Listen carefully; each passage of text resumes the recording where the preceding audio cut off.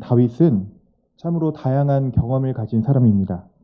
다윗이 아버지의 집에서 있을 때는 그는 양을 치는 목동으로 시작해서 사울이 정서적으로 불안할 때 그는 궁중의 악사가 되어 사울을 섬기는 일을 했습니다.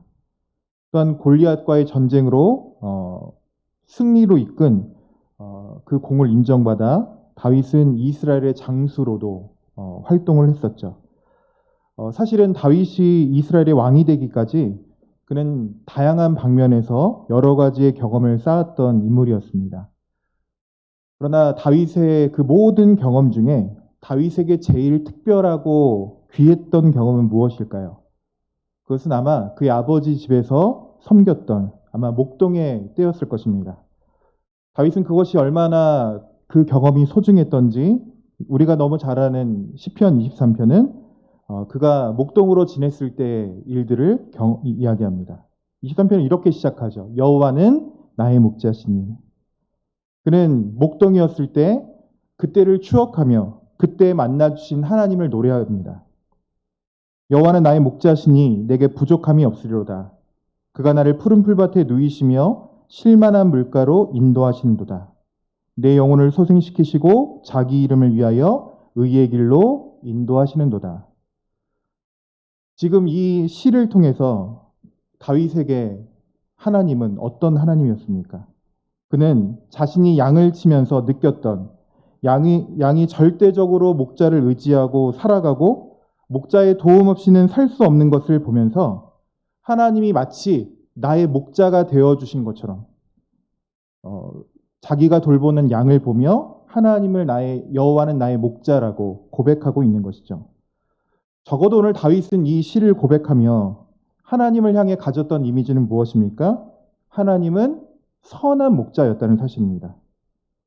그러면 이 말을 바꿔서 이야기하면 다윗이 하나님을 선한 목자라고 생각하고 노래했다면 그동안 다윗이 양을 칠 때 다윗은 양들에게 어떤 목자였을까요?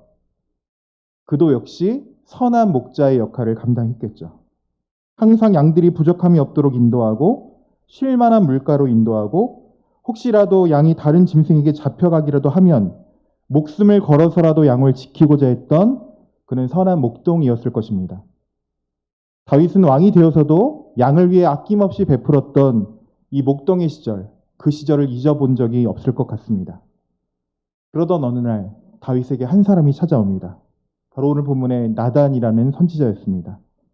그런 나단은 오늘 다윗에게 이렇게 이야기합니다. 나단의 고백입니다. 왕이시여, 제가 돌아다니며 참으로 기가 막힌 일을 경험했습니다. 어떤 한 사람의 부자가 있었는데 집도 으리으리하고 소도 많고 양도 많아 굉장한 부자가 있고 바로 옆집에 그 부자와 너무 비교가 되는 너무나도 가난한 사람이 있었다는 것입니다. 그런데 그렇게 찢어지게 가난한 집에서 돈을 모아다가 암양 새끼 한 마리를 샀다는 것이죠. 여러분, 가난한 집에서 그 암양 새끼를 샀으니 얼마나 애지중지 키웠겠습니까? 그래서 먹고 마실 때도 함께 먹고 마시고 잘 때도 함께 데리고 잘 정도로 아끼는 양이었다고 합니다. 그래서 마치 남들이 볼 때 그 양이 딸처럼 여겨질 정도로 귀한 양이었다는 것이죠. 이 이야기를 다윗이 듣고 있을 때 저는 다윗의 심정이 이해가 될 것 같습니다. 왜 그럴까요? 이게 다윗의 모습이었거든요. 자신도 양과 함께 먹고 함께 자고 양을 귀히 여기던 목동이었습니다. 그러니 지금 나단 선지자가 해주는 이 이야기에 다윗은 점점점 감정을 이입하고 빠져들게 되는 것이죠. 나단 선지자는 계속해서 이야기합니다. 그러던 어느 날 이 부잣집에 손님이 오게 된 것입니다. 그래서 지금도 이스라엘 사람들은 손님이 왔을 때 지극정성으로 대접합니다. 왜 그러냐면 이건 아브라함의 전통이 있는데 아브라함이 알지 못하는 중에 손님을 맞았을 때 그게 누구였냐면 하나님의 사자였습니다. 그래서 항상 유대인들은 그 전통을 따라서 하나님의 사자가 어떤 모습으로 나타나냐면 친구의 모습으로 아니면 손님의 모습으로 나타난다고 생각했죠. 그래서 손님이 오면 마치 그 사람이 하나님의 사자인 것처럼 환대하고 집에서 가장 좋은 양이나 음식으로 대접하는 것이 보통 이스라엘 사람들의 관례였습니다. 그 부잣집에 오늘 손님이 왔다는 거예요. 그런데 이 부자가 손님을 대접하기에 자기의 양들을 보니까 하나같이 아까웠던 거죠. 그래서 슬쩍 눈을 돌려 옆집을 보니 가난한 사람의 양 한 마리가 보였던 것입니다. 그래서 부자가 자신의 손님을 대접하기 위해 그 가난하고 힘없는 사람의 암양을 가졌다가 그 손님을 대접했다는 것입니다. 여러분, 다윗이 이 이야기를 들을 때 다윗은 어떤 감정이었을까요? 다윗이 아마 마음속에서 큰 분노가 일어났지 않겠습니까? 오늘 실제로 5절에 이렇게 이야기합니다. 다윗이 그 사람으로 말미암아 노하여 나단에게 이르되 여호와의 살아계심을 두고 맹세하노니 이 일을 행한 그 사람은 마땅히 죽일 자라. 뭐라고? 이스라엘에 그런 놈이 있다고? 그놈은 반드시 죽어야 한다. 사형 선고를 내리죠. 어쩌면 오늘 이렇게 분노하고 있는 다윗의 분노가 여러분 좀 이해가 되시나요? 그리고 어떻게 하래요? 6절에 그가 불쌍히 여기지도 아니하고 이 일을 행하였으니 그 양새끼를 4배나 갚아주라 하리라. 그러니까 지금 어떤 벌을 내린 거냐면 일단 그 일을 행한 부자는 죽이는 거고요. 그리고 그가 뺏은 값으로 4배를 갚으라는 것이죠. 굉장히 엄중한 벌이었습니다. 여러분 한번 생각해 보십시오. 물론 심정적으로 오늘 불의한 부자, 우리의 심정적으로는 사형이 마땅해 보입니다. 그것도 자기는 그렇게 많은 양과 소와 많은 재물을 가지고 있으면서 자신이 가진 양 한 마리 아깝다고 옆집에 가난한 사람의 그것도 어렵게 하나 있는 암양을 뺏어사 자신의 손님을 대접했으니 어쩌면 죄질이 너무 나쁘고 괘씸하지만 사실 죄로 보면 남의 것을 빼앗은 것밖에는 없습니다. 상대방의 재산에 손해를 끼친 것이죠.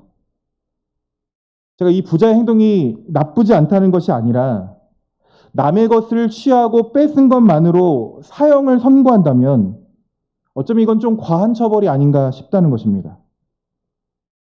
그런 의미에서 따져보면 그 사형 선고를 내린 다윗은 어떤 사람인가요? 지난 주일 오후에 잠깐 함께 봤지만 다윗은 암양을 뺏은 것이 아니라 자신의 충직한 신하였던 우리아의 아내를 뺏은 사람입니다. 뿐만 아니라 밧세바가 임신하자 온갖 술수를 써서 그 모든 산실을 은폐했는데 그것도 뜻대로 되지 않았죠. 그래서 어떡합니까? 요압 장군에게 밀서를 보내서 결국 우리아를 가장 치열한 전쟁에 내보내고 죽게 합니다. 다윗의 죄를 한번 나열해 볼까요? 그는 단순히 물건을 탈취한 것이 아니라 간음을 저질렀고요. 직권남용을 했고요. 거짓말을 했고요. 살인 청부를 했습니다. 여러분, 그러면 진짜 사형감은 누구입니까? 오늘 불의한 부자입니까? 아니면 다윗입니까? 다윗이죠. 그런데 오늘 다윗은 자신의 죄에 대해서는 굉장히 관대하면서 남의 재물을 빼앗은 불의한 부자에 대해서는 굉장히 냉정합니다. 이 시점에서 떠오르는 속담 한마디가 있죠. 남이 하면 불륜, 내가 하면 로맨스. 어쩌면 오늘 우리의 모습이 그런지 한번 돌아봐야 합니다. 우리는 남을 향한 죄와 허물에 대해서는 굉장히 냉정하지만 그러나 그것이 우리 이야기가 될 때는 굉장히 관대해지죠. 사실 오늘 다윗은 이 부자에 대한 사형을 선포하기 이전에 먼저 자신을 돌아봐야 했습니다. 부자 이야기를 들을 때 그것이 어떤 부자의 이야기가 아니라 오늘 자신의 이야기로 오늘 다윗은 받아들여야 했던 것이죠. 여러분, 오늘 우리가 하나님의 말씀을 대하는 태도도 마찬가지입니다. 오늘 하나님이 우리에게 주시는 말씀, 그 말씀은 다른 누군가를 향한 말씀이 아니라 오늘 불의하고 연약하고 악한 오늘 나를 향한 메시지라는 사실입니다. 오늘 다윗은 가난한 자의 하나밖에 없는 암양을 뺏은 불의한 부자를 향해 사형 선고를 했습니다. 그때 마치 나단 선지자가 오늘 다윗의 이런 행동을 기다렸다는 듯이 오늘 다윗을 향해 촌철살인과 같은 한마디를 던지죠. 그것이 무엇이죠? 우리 설교 제목입니다. 당신이 그 사람입니다. 여러분, 당신이 그 사람입니다. 이야기를 들을 때 다윗의 표정은 어땠을까요? 너무나 깜짝 놀라지 않았겠습니까? 다윗은 지금 이 부자의 모습이 자신과는 전혀 다르다라고, 자신과는 전혀 상관없는 이야기로 생각했는데, 그래서 자비함 없이 사형을 선고했는데, 오늘 나단 선지자를 통해 듣는 것은 무엇입니까? 오늘 이스라엘의 어떤 부자의 이야기가 아니라 오늘 이 이야기는 당신의 이야기라는 사실입니다. 오늘 우리가 하나님의 말씀을 들으며 하나님의 말씀을 대하며 오늘 우리 자신을 발견했으면 좋겠습니다. 성경은 아브라함을 보여주고 다윗도 보여주고 대단한 믿음의 사람의 이야기를 들려주고 그들이 다 믿음으로 반응했던 것만 보여주는 것이 아니라 때로는 추악하고 너무나 죄악된 모습들을 보여주시지만 사실 하나님께서 우리에게 하고 싶은 것은 아브라함의 이야기, 다윗의 이야기를 우리에게 하고 싶은 것이 아니라 그 안에 담겨져 있는 우리들의 이야기를 하나님은 하고 싶어 하신 것이죠. 그런데 우리는 하나님의 말씀을 대하며 그 말씀을 보면서도 오늘 그 말씀 속에서 나를 발견하는 것이 아니라 혀를 차며 저러니까 망했지. 저러니까 버림받았지. 혹시 우리가 말씀을 대하며 그러고 있지는 않습니까? 아니요. 말씀은 철저하게 오늘 나를 향한 말씀이라는 사실입니다.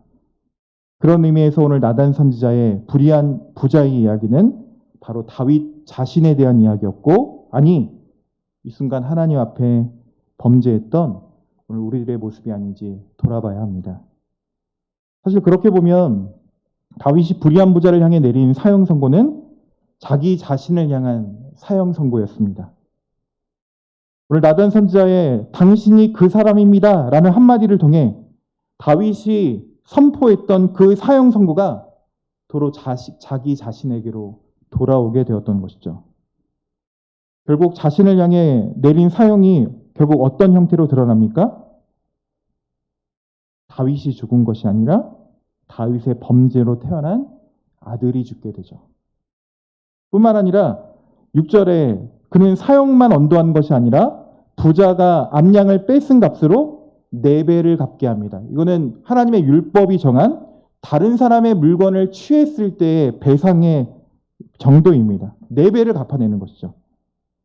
6절을 보니까 그가 불쌍히 여기지 아니고 이를 행하였으니 그 양새끼를 4배나 갚아주어야 하리라.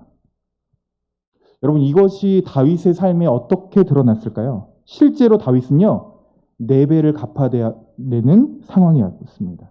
어떻게 4배로 갚죠? 다윗이 이후에 다윗의 아들 중에 정확히 4명의 아들이 죽습니다. 오늘 바로 앞에 범죄로 태어난 아들이 죽고요. 또 암논이 자기 이복 동생 압살롬에게 죽고, 압살롬은 반란을 일으켰다가 요압에게 죽고, 나중에 아도니아라는 사람은 자신이 왕이 되겠다고 이를 꾸미다가 죽게 되죠. 정확히 4명의 아들이 다윗의 범죄를 통해 죽는 것을 보게 됩니다.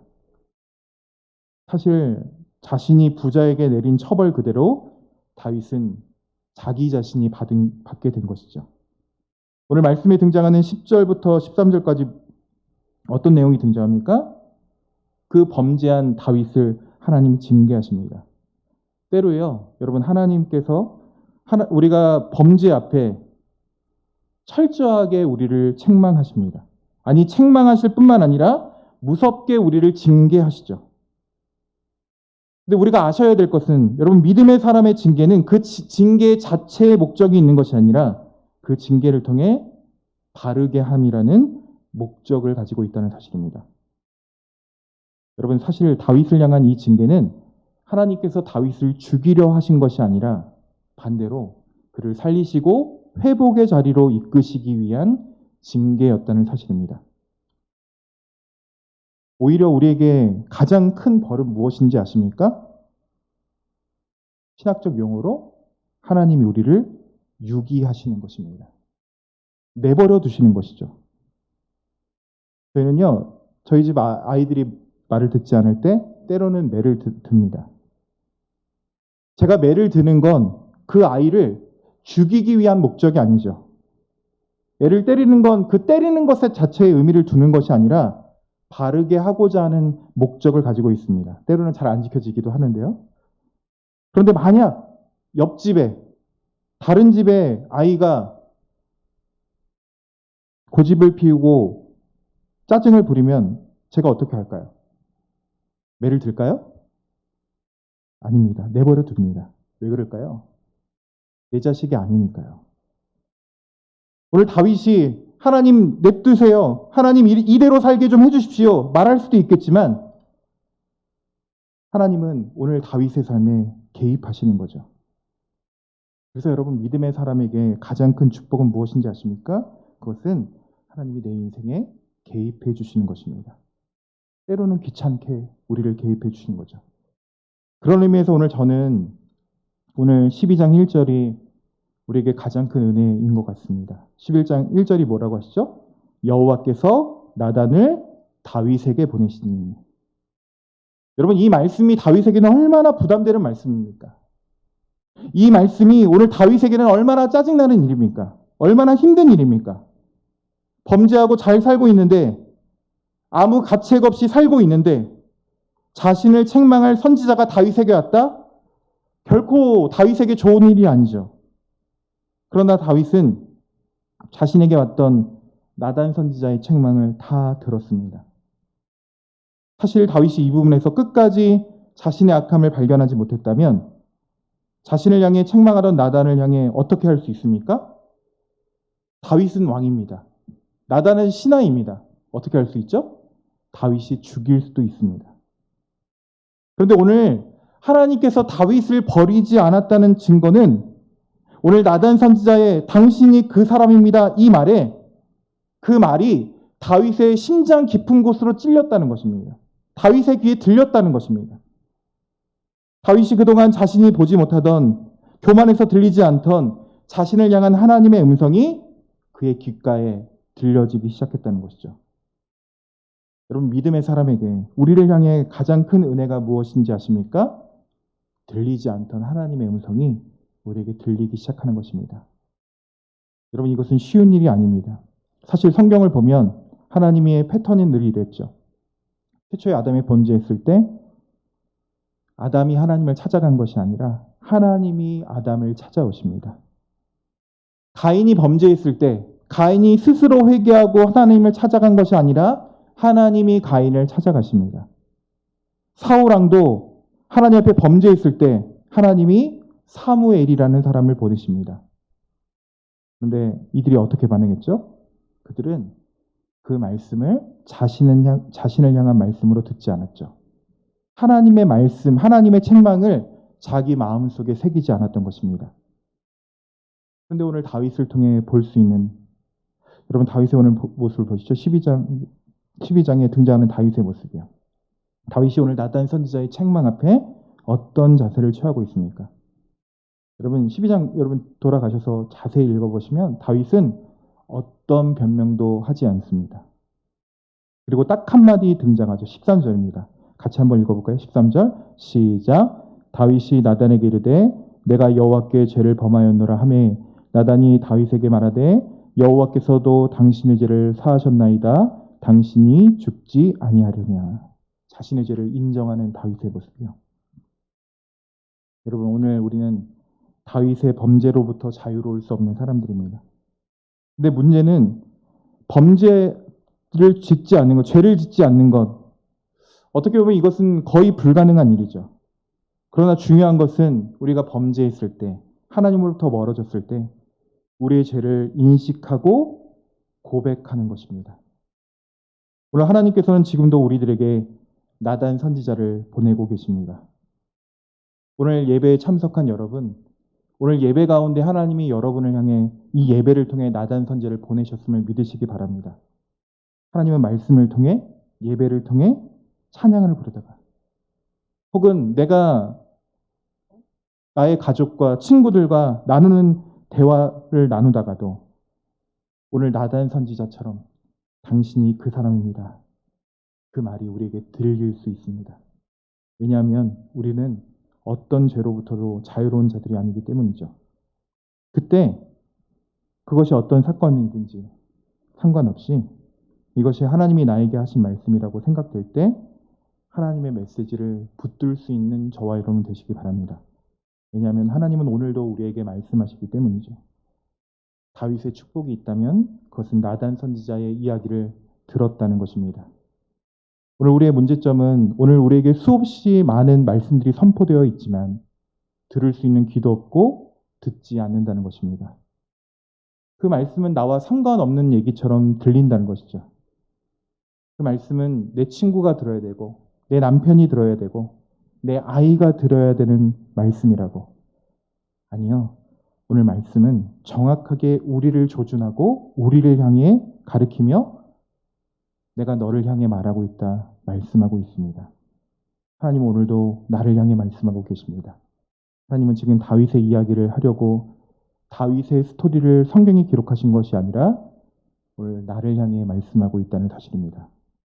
오늘 나를 향하신 하나님의 말씀 앞에서 우리의 내면을 돌아보며 하나님의 용서와 은혜를 경험하는 저와 여러분들 되길 소망합니다. 기도하겠습니다. 하나님, 오늘도 주님 앞에 말씀을 듣게 하시니 감사합니다. 오늘 다윗이 나단 선지자를 통해 들었던 불의한 부자의 이야기를 통해 자기의 모습을 발견하고 회개한 것처럼 하나님 말씀으로 예배로 우리의 불의함과 죄를 깨닫게 해주시고 항상 정결한 마음으로 하나님 앞에 설 수 있도록 우리를 인도하여 주옵소서. 주님, 오늘 다윗에게 나단 선지자가 있었던 것처럼 하나님 오늘 말씀으로 바로 세워줄 믿음의 사람들이 우리에게 많아지기를 소망합니다. 우리 자남의 공동체가 그런 공동체 될 수 있도록 인도해 주시고 서로 격려하고 말씀으로 세워가는 귀한 공동체 될 수 있도록 인도하여 주셔서 하나님 오늘도 우리의 말씀 앞에 우리의 내면을 살피며 하나님의 용서와 은혜를 날마다 경험하는 우리가 될 수 있도록 인도하여 주셔서 하나님 날마다 우리 가운데 함께 하실 줄 믿사오며 예수님의 이름으로 기도합니다.